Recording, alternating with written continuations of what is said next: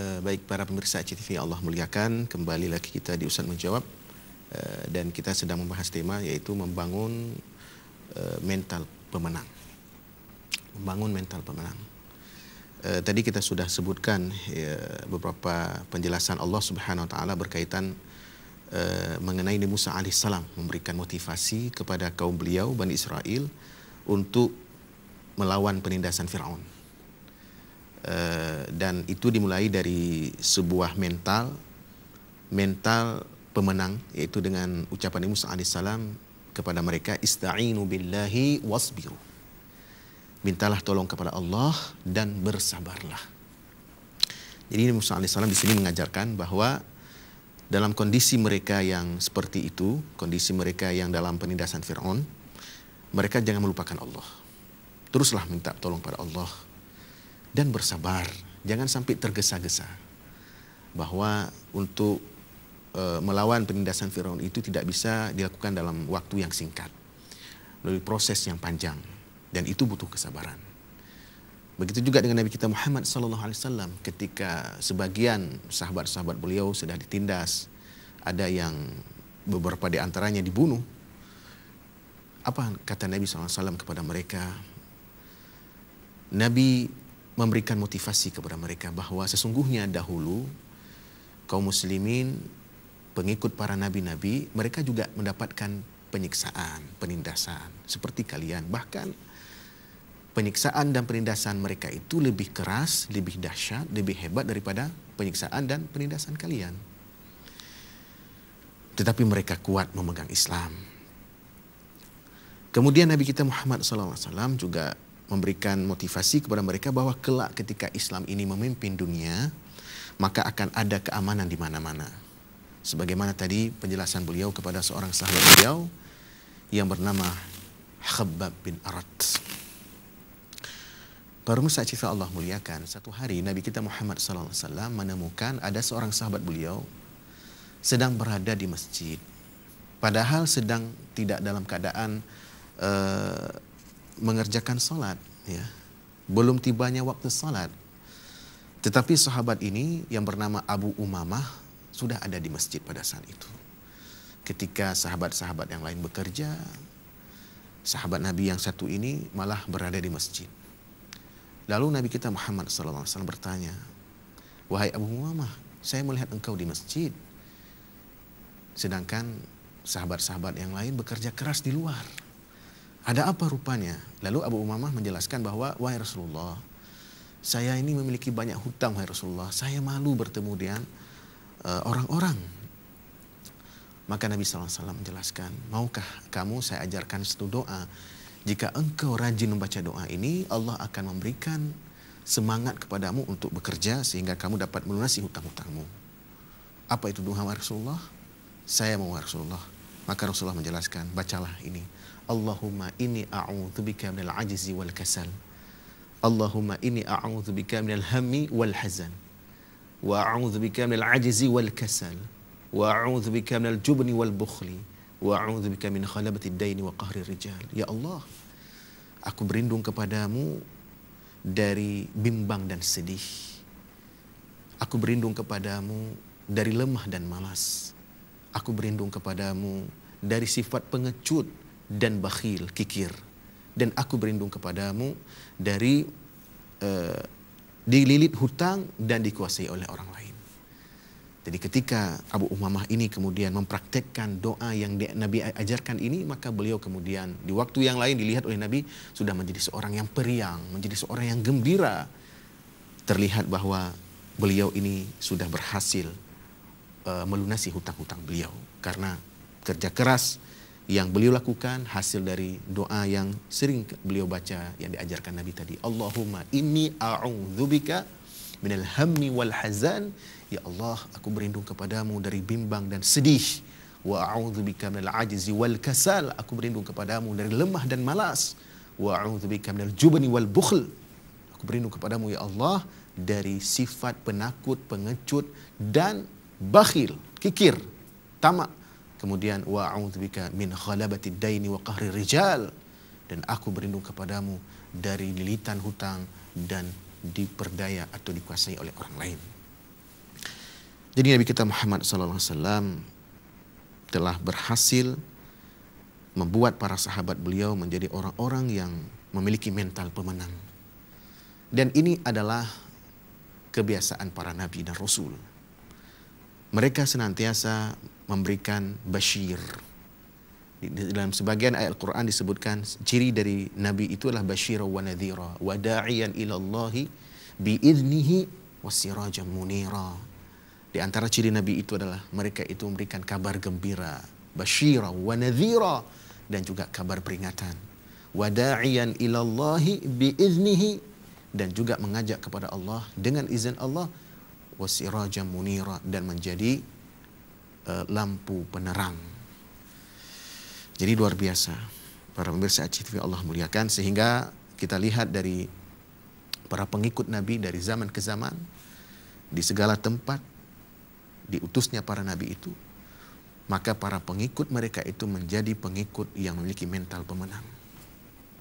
Mereka tidak kalah dengan kondisi yang sedang mereka alami. Mereka senantiasa dapat bertahan menghadapi kondisi yang mereka alami itu, seburuk apapun kondisi yang mereka alami itu.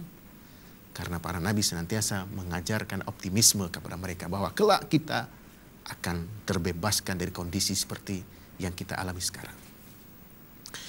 Para pemirsa ACTV Allah muliakan, di ayat-ayat yang kita bacakan tadi ya, dari Quran surah Al-A'raf ya, Allah jelaskan ucapan Nabi Musa alaihissalam ini kemudian dijawab oleh Bani Israel dengan mentalitas kalah.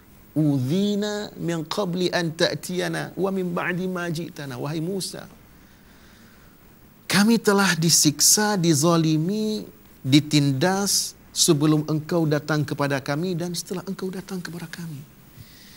Jadi ucapan Musa tadi yang memberikan motivasi kepada mereka supaya mereka minta tolong pada Allah, supaya mereka itu bersabar. Bumi ini milik Allah, diwariskan kepada siapapun yang Allah kehendaki. Kesudahan yang baik itu bagi orang bertakwa. Itu tidak berbekas pada diri Bani Israel. Malah mereka mengatakan, kedatanganmu tidak bermanfaat wahai Musa. Sebelum engkau datang, sudah engkau datang, sama saja. Kami tetap ditindas oleh Fir'aun. Tapi Musa alaihissalam kemudian tetap memberikan motivasi kepada mereka. Qala asa rabbukum ayyuhlika aduwakum wa yastakhlifakum fil ardi fayanzura kaifa ta'malun. Kata Nabi Musa alaihissalam terus memberikan motivasi kepada kaumnya itu Bani Israel. Mudah-mudahan Tuhan kalian membinasakan musuh-musuh kalian dan menjadikan kalian pemimpin di bumi ini. Fayanzura kaifa ta'malun. Dan Allah akan melihat bagaimana yang akan kalian lakukan. Setelah kalian dapat menjadi pemenang, kalian bisa menguasai Mesir, kalian sudah menjadi pemimpin-pemimpin di sana, apa yang kalian lakukan terhadap pengikut kalian, terhadap masyarakat negeri Mesir itu? Apakah kalian sudah lebih baik dari Fir'aun atau malah lebih buruk dari Fir'aun? Allah akan melihat. Dan para pemirsa Allah muliakan. Kemudian di ayat berikutnya Allah jelaskan bahwa masyarakat Fir'aun kemudian diberikan musibah oleh Allah Subhanahu wa taala. Mereka diberikan musibah bentuknya lah tofan, kemudian musibah belalang, diberikan musibah kutu, diberikan musibah kodok dan darah. Fa arsalna alaihim tufana wal jarada wal qummala wal dhafadi'a wad dama ayati mufassalat fastakbaru wa kanu qauman mujrimin.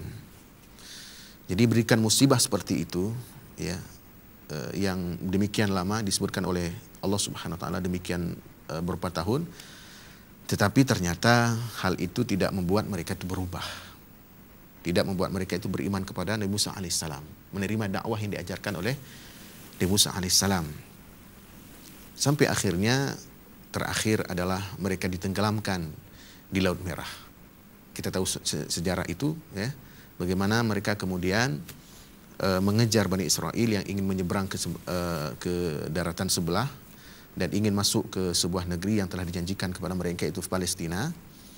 Lalu bangsa Qibti ini, bangsanya Fir'aun bersama dengan Fir'aun itu mengejar Bani Israel yang bersama Musa alaihissalam. Lalu Allah selamatkan Bani Israel ke seberang, tetapi Fir'aun dan pasukannya itu ditenggelamkan di Laut Merah. Dan Allah jelaskan di sini bahwa fantaqamna minhum fa aghraqnahum fil yammi bi annahum kadzabu bi ayatina wa kanu anha ghafilin. Allah tenggelamkan Fir'aun dan pasukannya itu di Lautan Merah karena mereka itu mendustakan ayat-ayat kami, wa kanu anha ghafilin, dan mereka lupa pada ayat-ayat kami. Wa awrathna al-qauma alladhina kanu yastad'afuna masyariqal ardi wa magharibaha allati barakna fiha. Dan kami wariskan kepemimpinan, kami wariskan kejayaan, kami wariskan kemenangan kepada kaum yang dahulu mereka dizalimi, dahulu mereka ditindas, masyariqal ardi wa magharibah allati barakna fiha. Allah berikan kepemimpinan itu, kejayaan itu, kemenangan itu di mana? Masyariqal ardi wa magharibal ardi. Ya. Yaitu di timur bumi dan di barat bumi, allati barakna fiha, yang telah Allah berkahi di sana. Jadi para pemirsa Syafi'i Allah muliakan, Bani Israel kelak menjadi pemimpin-pemimpin di berbagai negeri. Dan ini sudah dijanjikan oleh Allah Subhanahu wa taala sebelumnya ketika Bani Israel itu memiliki mentalitas ista'inu billahi wasbiru, minta tolonglah pada Allah dan bersabarlah. Maka Allah Subhanahu wa taala benar-benar membuat Bani Israel itu menjadi pemimpin di muka bumi. Memimpin banyak negeri, di antaranya adalah Syam dan Mesir. Wa tamat kalimatu rabbikal husna ala bani Israila bima sabaru. Dan sempurnalah kalimah Tuhanmu yang baik kepada Bani Israel disebabkan mereka sabar. Ini luar biasa para pemirsa Allah muliakan. Allah jelaskan di sini kenapa Allah berikan kepada Bani Israel itu kepemimpinan, kejayaan, kemenangan setelah mereka begitu lamanya ditindas, dizalimi oleh Fir'aun. Ternyata mereka kelak jadi pemimpin. Itu alasannya adalah karena mereka sabar. Bima sabaru. Disebabkan mereka sabar. Bahwa mereka mampu menjalani proses yang demikian lama. Bahkan mereka digembleng oleh Nabi Musa AS, dibina oleh Nabi Musa AS di satu tempat yang namanya Padang Tih. Mereka memang tidak bisa masuk ke negeri Palestina karena mereka takut dengan masyarakat yang mendiami negeri itu. Lalu mereka kemudian Allah tempatkan di Padang Tih demikian lama. Mereka kalau makan kemudian diturunkan manna wa salwa dari langit.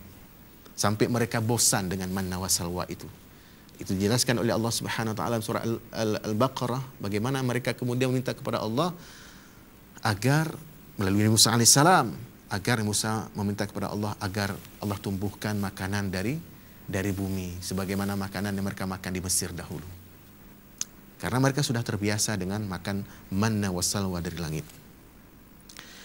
Jadi para pemirsa ACTV Allah muliakan, meskipun memang yang menjadi pemimpin di beberapa tempat di dunia ini bukan generasi yang dibawa oleh Nabi Musa alaihissalam dari Mesir di Padang Tih tadi, tetapi mereka kemudian anak-anak mereka lah yang kemudian menjadi pemimpin-pemimpin di berbagai negeri tersebut. Setelah dibina oleh Nabi Musa alaihissalam demikian lama selama 40 tahun, kemudian generasi yang baru yaitu anak-anak mereka, cucu-cucu mereka menjadi pemimpin-pemimpin di berbagai negeri tersebut. Wa dammarna ma kana yasna'u fir'aun wa qaumuhu wa ma kanu ya'rishun. Dan kami hancurkan segala sesuatu yang telah dilakukan oleh Fir'aun, apa saja yang dibuat oleh Fir'aun, wa qaumuhu, dan kaumnya, wa ma kanu ya'rishun, dan apa saja yang mereka kerjakan. Ya, jadi pemirsa ACTV Allah muliakan, ayat ini menjelaskan kepada kita bahwa bagaimana akhir dari kekuasaan Fir'aun. Bahwa kekuasaan Fir'aun itu kemudian menjadi hilang, ya. Ketika Fir'aunnya sendiri sudah tenggelam di Laut Merah, kemudian kekuasaannya di Mesir kemudian hilang juga karena kemudian Mesir itu dikuasai oleh bangsa yang lain. Sehingga peninggalan Fir'aun dahulu menjadi tidak bisa dilihat lagi, ya, yang kemudian menceritakan bagaimana kejayaan Fir'aun di zaman itu kemudian bekas-bekasnya kemudian dihancurkan oleh bangsa yang menguasai Mesir pada saat itu. Nah, para pemirsa ACTV Allah muliakan, jadi apa yang telah dilakukan oleh Nabi Musa alaihissalam ini benar-benar menginspirasi Nabi kita Muhammad SAW. Dan Allah perintahkan langsung kepada Nabi kita Muhammad SAW untuk mengambil teladan dari nabi-nabi sebelum beliau. Melalui sebuah ayat Al-Quran yang bunyinya adalah Ulaika alladzina hadallah fabihudahu muqtadih. Mereka lah orang-orang yang dapat petunjuk Allah. Para nabi itulah orang-orang yang mendapatkan petunjuk Allah. Fabihudah muqtadih. Dan ambillah petunjuk-petunjuk mereka. Teladanilah petunjuk-petunjuk mereka. Nabi kita Muhammad SAW telah banyak meneladani dari nabi-nabi sebelum beliau. Di antaranya Nabi Musa AS. Bahkan beliau sering ketika beliau diberikan ujian oleh Allah Subhanahu Wa Taala, beliau sering menyampaikan bahwa ujian lebih banyak didapat oleh Nabi Musa alaihissalam, tapi beliau sabar. Para pemirsa yang Allah muliakan, kita akan lanjutkan setelah pesan-pesan berikut ini.